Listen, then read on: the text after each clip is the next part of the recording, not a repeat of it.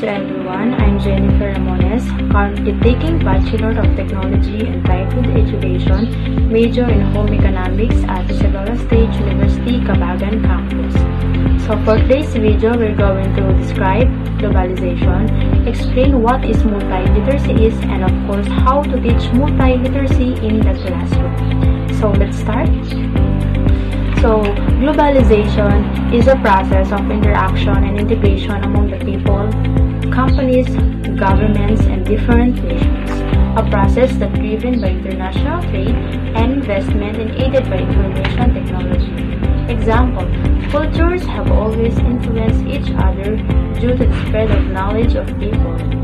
This process is accelerated in the modern age. In addition, cultures by its nature does not change quickly and can vary greatly even without one nation. So let's proceed to the second one. Explain what is multiliteracy is.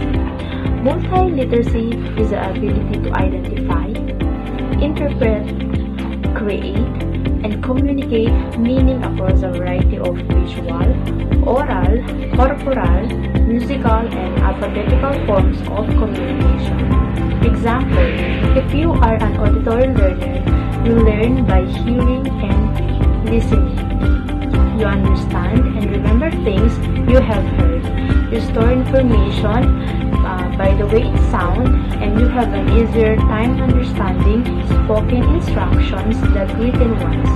You also often learn by reading out loud because you have to hear it or speak it in order to know it. So let's proceed to the last question. How can you teach multiliteracy in the classroom?